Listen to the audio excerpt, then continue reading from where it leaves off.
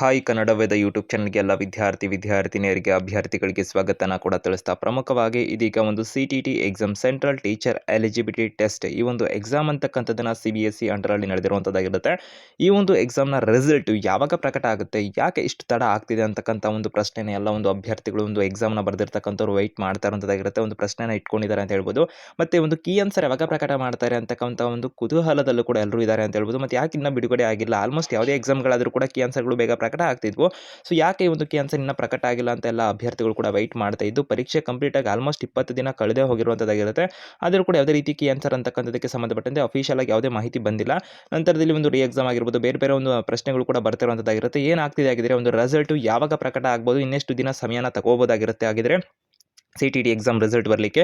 ನಂತರ ಇತರೆ ಒಂದು ಕೀ ಆನ್ಸರ್ಗೆ ಸಂಬಂಧಪಟ್ಟಂತೆ ಆಗಿರ್ಬೋದು, ಯಾವಾಗ ಪ್ರಕಟ ಆಗ್ಬೋದು, ಕಂಪ್ಲೀಟ್ ಮಾಹಿತಿ ವಿಡಿಯೋದಲ್ಲಿ ತಿಳ್ಕೊಂತಾರೆ. ಹೆಚ್ಚುವರಿ ಅಪ್ಡೇಟ್ಸ್ ಇನ್ಫಾರ್ಮೇಷನ್ ಮಾಹಿತಿಗಾಗಿ ಕನ್ನಡ ವೇದ ಯೂಟ್ಯೂಬ್ ಚಾನಲ್ಗೆ ನೀವಿನ್ನು ಸಬ್ಸ್ಕ್ರೈಬ್ ಆಗದೆ ಹೊಸದಾಗಿ ವಿಡಿಯೋ ನೋಡ್ತಾ ಇದ್ದರೆ ಚಾನಲ್ಗೆ ಈಗಲೇ ಸಬ್ಸ್ಕ್ರೈಬ್ ಆಗ್ಬೋದು, ಬೆಲ್ ಐಕನ್ ಕೂಡ ಕ್ಲಿಕ್ ಮಾಡಿ ಇಟ್ಕೋಬೋದಾಗಿರುತ್ತೆ. ಎಲ್ಲ ನಿಮ್ಮ ಸ್ನೇಹಿತರಿಗೆ ವಿಡಿಯೋ ನೋಡಿದ ನಂತರ ವಿಡಿಯೋನ ಶೇರ್ ಮಾಡಿ ಅವ್ರಿಗೂ ಕೂಡ ಒಂದು ಮಾಹಿತಿನ ತಲುಪಿಸ್ತೀರಾ ಅಂತ ಅನ್ಕೊಂಡಿದ್ದೀವಿ. ಸೊ ಒಂದೊಂದಾಗಿ ಮಾಹಿತಿನ ತಿಳ್ಕೊಂಡು ಬರೋಣ ನಾವೀಗ. ಇವರು ಡಿಸ್ಕ್ರಿಪ್ಷನ್ಲಿ ಕನ್ನಡ ವೇದ ಅಫಿಷಿಯಲ್ ಒಂದು ವೆಬ್ಸೈಟ್ ಆಗಿರ್ಬೋದು, ಟೆಲಿಗ್ರಾಮ್ ಲಿಂಕ್ ಕೂಡ ಇರುತ್ತೆ, ಅಲ್ಲಿ ಕೂಡ ಹೆಚ್ಚುವರಿ ಮಾಹಿತಿನ ನೀವು ಪಡ್ಕೊತಾ ಇರಬಹುದಾಗಿರುತ್ತೆ. ಈಗ ಮೊದಲನೇದಾಗಿ ತಿಳ್ಕೊಳ್ಳುವಂಥದ್ದು ಯಾವ ಒಂದು ಕಾರಣಗಳಿಂದಾಗಿ ಒಂದು CTT ಎಕ್ಸಾಮ್ನ ಒಂದು ರಿಸಲ್ಟ್ ತಡ ಆಗೋದಕ್ಕೆ ಕಾರಣಗಳಿದಾವೆ ನೋಡ್ಕೊಂಡ್ಬರ್ತಾರೆ. ಮೊದಲನೇದಾಗಿ ರೀ ಎಕ್ಸಾಮ್ ಅಂತ ಹೇಳ್ಬೋದಾಗಿರುವಂಥದ್ದು, ಮರು ಪರೀಕ್ಷೆ ಆಗಿರುವಂಥದ್ದು.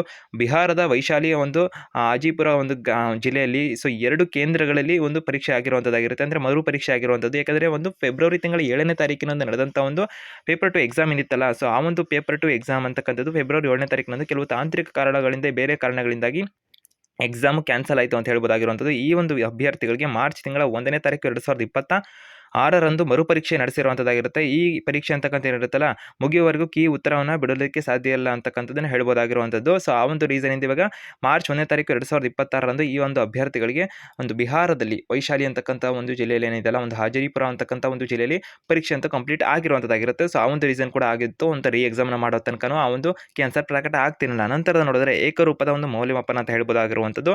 ಸೊ ಎಲ್ಲ ಕೇಂದ್ರಗಳ ಪರೀಕ್ಷೆ ಮುಗಿದ ನಂತರವೇ CBSE ಒಂದು ಕೀ ಉತ್ತರಗಳನ್ನು ಸಿದ್ಧಪಡಿಸ್ತದೆ ಅಂತಕ್ಕಂಥ ಮಾಹಿತಿ ಲಭ್ಯ ಇರುವಂಥದ್ದಾಗಿರುತ್ತೆ. ವಿವಿಧ ಮೂಲಗಳ ಕಡೆಯಿಂದ ಮರುಪರೀಕ್ಷೆಯ ಅಭ್ಯರ್ಥಿಗಳ OMR ಶೀಟ್ ಕೇಂದ್ರ ಕಚೇರಿಗೆ ತಲುಪಿ ಸ್ಕ್ಯಾನ್ ಆಗಬೇಕಾಗಿರೋದ್ರಿಂದ ಸ್ವಲ್ಪ ಸಮಯ ಕೂಡ ತಗೊಳುತ್ತೆ ಅಂತ ಹೇಳ್ಬೋದಾಗಿರುವಂಥದ್ದು. ಸೊ ಈ ಒಂದು ವ್ಯಾಲ್ಯೂಯೇಷನ್ಗೆ ಸಂಬಂಧಪಟ್ಟಂತೆ ಕೂಡ ಕೆಲವೊಂದು ಕಾರಣಗಳಿಂದ ಡಿಲೇ ಆಗ್ತಿದೆ ಅಂತ ಮಾಹಿತಿಗಳಿದ್ದಾವೆ. ನಂತರದಲ್ಲಿ ಹೆಚ್ಚಿನ ಸಂಖ್ಯೆ ಅಭ್ಯರ್ಥಿಗಳು ಅಪ್ಲಿಕೇಶನ್ ಹಾಕಿರೋದು. ಈ ಬಾರಿ ಸುಮಾರು 25 ಲಕ್ಷಕ್ಕೂ ಒಂದು ಅಧಿಕ ಅಭ್ಯರ್ಥಿಗಳ ಕಡೆಯಿಂದ ಒಂದು ಪರೀಕ್ಷೆಯನ್ನು ಬರೆದಿದ್ದಾರೆ ಅಂತಕ್ಕಂಥ ಮಾಹಿತಿಗಳು, ಡೇಟಾ ಪ್ರೊಸೆಸಿಂಗ್ಗೆ ಸಮಯ ಕೂಡ ಬೇಕಾಗುತ್ತೆ ಅಂತಕ್ಕಂಥ ಮಾಹಿತಿಗಳು ಸದ್ಯಕ್ಕೆ ಇರುವಂಥದ್ದಾಗಿರುತ್ತೆ. ಸೊ ಹೆಚ್ಚಿನ ಸಂಖ್ಯೆಯಲ್ಲಿ ಅಭ್ಯರ್ಥಿಗಳು ಪರೀಕ್ಷೆಗೆ ಹಾಜರಾಗಿರೋದಾಗಿರ್ಬೋದು, ಅಪ್ಲಿಕೇಶನ್ ಹಾಕಿರೋದಾಗಿರ್ಬೋದು. ಸೊ ಇದು ಒಂದು ಕಾರಣ ಆಗಿರುತ್ತೆ. ನಂತರದಲ್ಲಿ CTT ಎಕ್ಸಾಮ್ದು ಕೀ ಆನ್ಸರ್ ಯಾವಾಗ ಪ್ರಕಟ ಆಗುತ್ತಾಗಿದೆ ಅಂತಕ್ಕಂಥ ಒಂದು ಪ್ರಶ್ನೆ ಏನಿದೆಯಲ್ಲ, ಸಾಮಾನ್ಯವಾಗಿ ಪರೀಕ್ಷೆ ಪೂರ್ಣಗೊಂಡಂತಹ ಒಂದು 15ರಿಂದ 20 ದಿನದ ಒಳಗಡೆ ಕೀ ಆನ್ಸರ್ನ ಕೂಡ ಪ್ರಕಟ ಮಾಡ್ತಾರೆ. ರಿಸಲ್ಟ್ನ ಆಲ್ಮೋಸ್ಟ್ 1 ತಿಂಗಳ ಒಳಗಡೆ ಪ್ರಕಟ ಅಂತ ಮಾಡ್ತಿರು.